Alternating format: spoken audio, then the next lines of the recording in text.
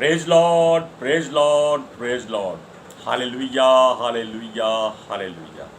सबको जय मसीह की। परमेश्वर हमारा परमेश्वर नहीं, सारे जगत का परमेश्वर, सृष्टि का परमेश्वर। कोई ना कहे कि उसके जीवन में हर काम उसके कर्मों के द्वारा हुआ है, ये ध्यान रखिए। केवल उसकी खोज करें। आज के सुसमाचार के लिए परमेश्वर की बेटी प्रार्थना करेगी। सबको जय मसीह की। परमेश्वर आप सबके साथ है और आप सबसे बहुत प्रेम करता है। Hallelujah, hallelujah. महान परमेश्वर, सर्वशक्तिमान ईश्वर, जमीन आसमान दे मालिक ते खालिक, तुहाडा धन्नवाद, तुहाडा शुक्र करदे स्वामी। अज दे सुंदर दिन लई, सुंदर समय लई, सुंदर सुबह लई पिता जी, जो साडियां जिंदगियां च बख्शी प्रभु। खुशियां ते आनंद दा दिन बख्शिया, तंदुरुस्ती दित्ती पिता जी, और अपने कदमां च बैठण लई अपना फजल बख्शिया प्रभु। ये सब तुहाडी दया, तुहाडी किरपा मेरे पिता परमेश्वर। तुहाडी बेटी हृदय तो तुहाडा धन्नवाद, तुहाडा शुक्र करदी स्वामी। सचमुच खुदा जो हर रोज़ वचन देंदे प्रचार करना, उस लिए भी तुहाडा धन्नवाद, तुहाडा शुक्र करते हैं। बेनती करदी पिता जी, हुण तुसीं अपने वचन के अनुसार साडे विचकार आओ और वचन पढ़ने प्रचार करने साडा मुँह बन के बोलो पिता जी, ताकि तुहाडा दिता वचन तुहाडी इच्छा के मुताबिक मेरे पिता परमेश्वर दुनिया की शोर तक पहुँचे। तुहाडा धन्नवाद, तुहाडा शुक्र करदे हां प्रार्थना सुनने लई। प्रार्थना प्रभु यीशु के समर्थी ते पवित्र नाम विच मंग लैंदा, आमीन। आमीन। Praise Lord, hallelujah. ध्यान रखिएगा हर बात में। कोई भी ऐसी वस्तु या समय के अनुसार मिली हुई आशीष कर्मों के द्वारा नहीं मिलती, वो केवल परमेश्वर के अनुग्रह से मिलती है।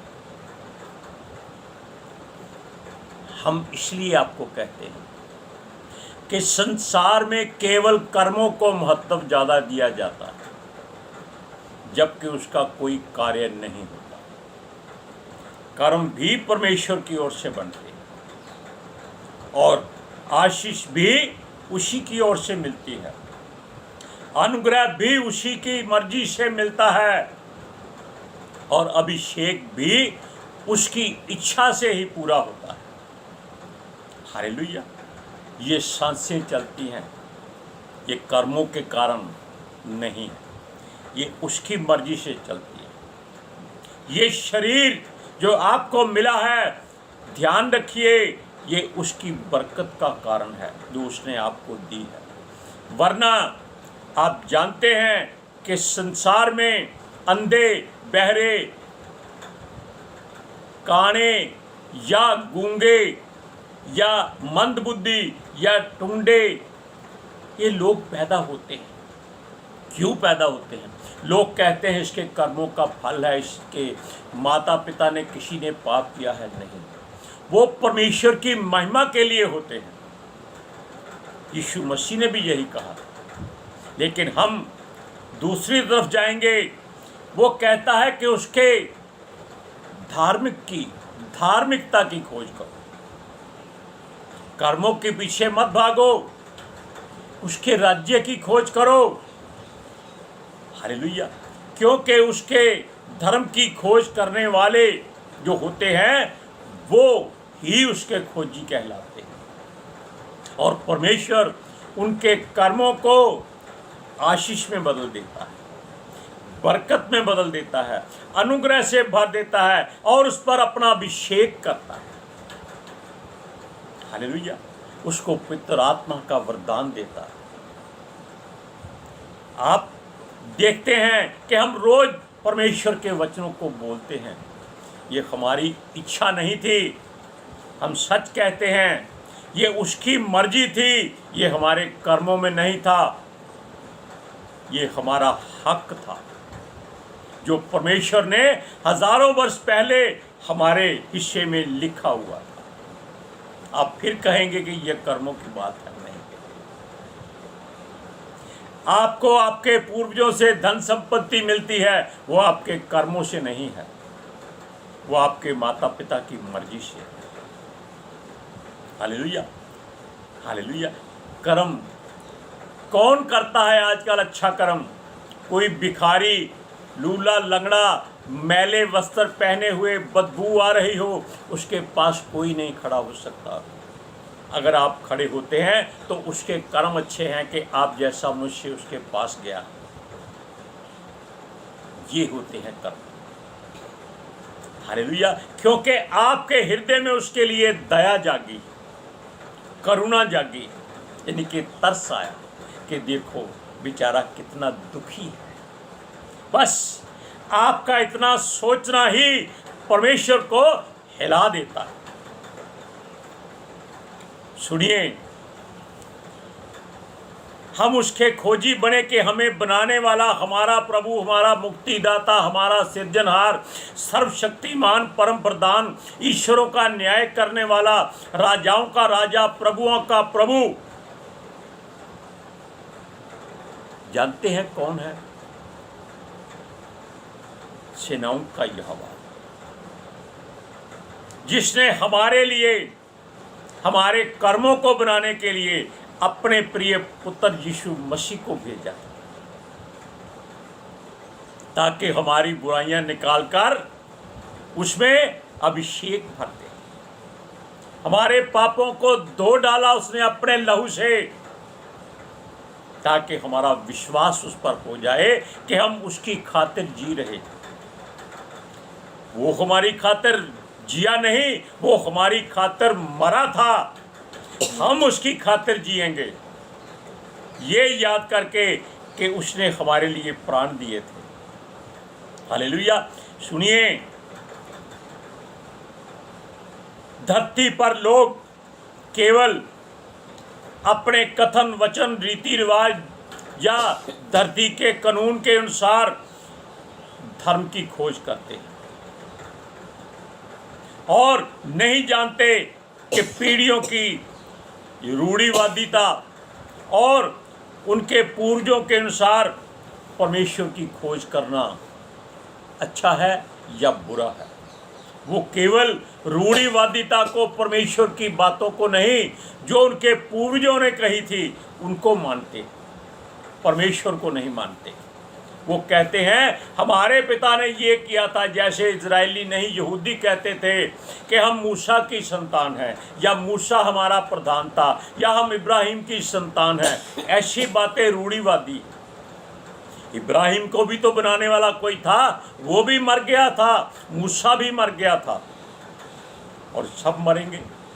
क्यों? जन्म मरण उसके हाथ में है। ये है कर्मों का खेल जो आपके बस में नहीं है।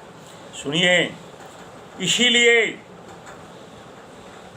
हमारा मार्गदर्शन करने के लिए उनके पास कोई मार्ग नहीं था, लेकिन परमेश्वर के पास मार्ग था। इसलिए क्योंकि हमारे आगे कोई ठेस या रुकावट नहीं थी, हम सीधा चलते जाते थे, रास्ता मुश्किल नहीं था। कैसे मालूम हो कि मेहनत करना है? हालेलुया। अगर हम ठोकर खाते हैं तो समझ जाते हैं इसका मतलब हम चैतन्य हैं, जागरूक हैं और जानते हैं कि ध्यान से चलना है। फिर भी उन्होंने विश्वास कर लिया कि पृथ्वी भर में जो कुछ आकाश के नीचे है, धरती के ऊपर है, वो उनका है, उनके कर्मों का फल है। हालेलुया। और उनका विश्वास इतना मजबूत हो गया कि वो जातिवाद में पड़ गए। लेकिन उनके काम बदलने लगे कब? जब उनका विश्वास प्रभु की ओर हुआ। हालेलुया। और इसलिए परमेश्वर ने यीशु मसीह को भेजा ताकि वो उस पर विश्वास करें, अपने ऊपर या मनुष्यों पर विश्वास ना करें, अपने बनाए हुए ईश्वरों को पर विश्वास ना करें, अपने पूर्वजों के कामों पर ध्यान ना दें, हर बात नई करें। अगर किसी का बेटा, यानी कि जो मनुष्य, मान लीजिए कसाई है, मोची है, नाई है, या कोई बहरा है, बहरे का मतलब बोला नहीं होता, जो बहरा होता है बर्तन साफ करने वाला, जिसको आप मेहरा कहते हैं। उनका बेटा अगर कोई साइंसदान बन जाए तो क्या उनके कर्मों का फल है? नहीं, उस बच्चे की मेहनत का फल है। उसने ठोकर खा खा कर अपने आप को मजबूत किया। हालेलुया। और परमेश्वर ने इसीलिए यीशु को एक चट्टान की तरह भेजा ताकि लोग उस पर ठोकर खाएं और ठोकर खाकर गिरे। जब यीशु उनको उठाए तो उनको विश्वास हो जाए कि ये चट्टान हमारे लिए सचमुच मार्ग है। हालेलुया। सुनिए, नाश होने वालों से दूर रहें, धार्मिकता का मार्ग अपना लें। धर्म का नहीं कहते हम, धार्मिकता का मतलब होता है कि अच्छे काम करने, अपने दिल में दया रखनी, हालेलुया, दूसरों के दुखों को देखना। सुनिए, अब धर्म की व्यवस्था ये इजरायली लोग किस पर देखते थे? जो उनके कानून थे उसके हिसाब से वो चलते थे कि ये धर्म है, इसी को माना जाए। वो परमेश्वर को नहीं मानते थे, वो अपने इब्राहिम को मानते थे, मूसा को मानते थे। लेकिन यीशु आया, उन्होंने उसका इनकार कर दिया। यानी कि उनको ठोकर लगने की जो बात थी वो हुई नहीं। उन्होंने ठोकर दूर से ही खा ली कि ये पत्थर है, इससे दूर हो जाओ, मार्ग बदल लो, इसकी ओर मत जाओ। वो कहता है जीना इतना आसान नहीं है, जीवन शैली शुद्ध करो, पवित्र करो, अपने आप को संसार में व्यवहारिक बनाना पड़ता है। अपनी इच्छा से यह काम नहीं होता, लेकिन मजबूरी में होता है। हालेलुया। और इन बातों को पूरा करने के लिए वे बेकार इसी बातों में इजरायली परमेश्वर की धार्मिकता को नहीं मानते थे और वो व्यवस्था को भी नहीं मानते थे। वो अपना सारा काम करते थे कि हम जो कहते हैं वो ही किया जाए। हालेलुया। अब देखिए, रोमियो की पत्री 9वां अध्याय उसकी 30 और 31 आयत में पढ़कर देखिए क्या लिखा है। अंत हम क्या कहें? ये कि अन्य जातियों ने तो धार्मिकता की खोज नहीं करते, जो धार्मिकता की खोज नहीं करते थे, धार्मिकता प्राप्त की, अर्थात इस धार्मिकता को जो विश्वास से है। परंतु इस्राएली जो धर्म की व्यवस्था की खोज करते थे, उस व्यवस्था तक नहीं पहुंचे। वो वहां पहुंचे क्यों नहीं? क्योंकि उन्होंने ठोकर नहीं खाई। जो भी मनुष्य अपने जीवन में ठोकर खाता है, हमने भी बहुत ठोकरें खाई थी। लाखों का रुपया बिना लिए हमको देना पड़ा था, क्योंकि हमने बिना सोचे विश्वास कर लिया था और गवाही दे दी थी, हम इसको जानते। लेकिन परमेश्वर ने हमारी गलती को पूरा किया था। वो कहता है इनकार की नहीं करना, हाँ किया है तो हाँ करना, वो हमारी मदद करेगा और उसने हमारी पूरी सहायता की। अब देखिए, वचन के अनुसार राज्य पहले आता है और धर्म या धार्मिकता बाद में आती है। और राज्य धर्म से नहीं, व्यवस्था से चलता है या कानून के अधीन चलता है। और धर्म या धार्मिकता जीवन शैली के अनुरूप और सुदृढ़ बनती है। आप समझे किसी बात को? नहीं समझे। अगर हम कहते हैं कि पहले धार्मिकता की खोज करें तो वो नहीं हो सकता। परमेश्वर का वचन कहता है कि पहले राज्य की खोज करो कि उसका राज्य कहाँ है, ताकि उसके राज्य में हम प्रवेश करके उसकी धार्मिकता को जानेंगे। किसी भी देश में जाओगे, पहले उसके कानून के अनुसार चलोगे, फिर वहां पर नागरिकता मिलेगी आपको। हालेलुया। सुनिए, जब हम उसके राज्य को खोजते हैं, उसके साथ धार्मिकता भी पूरी हो जाती है। हालेलुया। सुनिए, ये दोनों एक दूसरे के पूरक हैं। इजरायली उनके धर्म को विश्वास के बिना ढूंढते थे, जो उनका धर्म था, जिसको वो लोगों पर थोप देते थे कि आज ये है, आज वो है, आज ये करो, आज वो करो। लोगों को करना पड़ता था। क्यों? वो उनसे डरते थे। उधर भी, क्योंकि वो केवल रीति रिवाजों के अनुसार ही सारे काम करते थे। क्षमा कीजिएगा, वो वचनों को पढ़ने की कोशिश कर रही है बार बार, जबकि हमारा ध्यान ठोकर खाना है, सीधे चलना, पता चले कि जीवन शैली कैसी है। सुनिए, अब देखिए, जिनके कर्म अच्छे हैं वो राजा बन जाते हैं? नहीं। जिनके कर्म बुरे हैं क्या वो भिखारी बनते हैं? नहीं। क्योंकि ये आपके विश्वास के ऊपर है कि आप क्या बनना चाहते हैं। अगर आपके मन में दृढ़ निश्चय है कि मैं अपने राज्य का मुख्यमंत्री बनना है, तो आप बनकर रहेंगे। आप हिटलर की बात जान लीजिए। हिटलर के मन में था कि वो दुनिया में यहूदियों को नाश कर देगा। उसको इतनी नफरत थी यीशु मसीह के लोगों पर, उसने 60 लाख यहूदियों को उनके द्वारा कब्रें खुदवाकर उन्हीं में गोली मारकर मार दिया और उन्हीं के लोगों के द्वारा उसको दफन कर दिया। और मरा कैसे? वो खुद फांसी लगाकर। अब देखिए, उनके काम, उनके निर्णय, जो बातों में कोई विश्वास करते ही नहीं थे, वो लोगों पर कर्म बनाकर थोप देते थे कि ये तुम्हारे कर्मों का फल है, इसीलिए तुम हमारी सेवा करते हो और इसीलिए तुम नीच हो। लेकिन यीशु मसीह कहता है कि जो उसको अपने हृदय में रखता है वो नीच नहीं रहता, वो ऊंच हो जाता है। इसीलिए उसने सबको चुना हुआ था। उसने अमीरों की ओर ध्यान नहीं दिया। उसने सब उनको चुना जो विश्वास करते थे कि कोई प्रभु है। हालेलुया।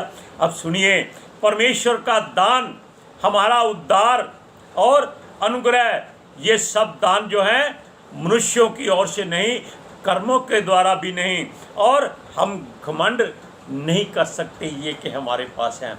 ये परमेश्वर की इच्छा हो तो मिलते हैं। पढ़िए फिलिपियों की पत्री 2 अध्याय उसकी है, फिलिपियों की पत्री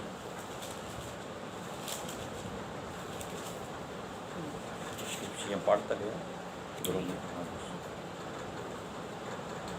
2 अध्याय 8 और 9 है। और मनुष्य के रूप में प्रकट होकर अपने आप को दीन किया, और जहाँ तक आज्ञाकारी रहा कि मृत्यु, हाँ क्रूस की मृत्यु को भी सह ली। इस कारण परमेश्वर ने उसको अति महान भी किया और उसको वह नाम दिया जो सब नामों में श्रेष्ठ है। अब देखिए, जो वचन पहले इन्होंने कहा था वो भी देखते हैं उसमें क्या अंतर है। क्योंकि यीशु मसीह इसीलिए भेजा गया था कि वो क्रूस की मृत्यु सह ले।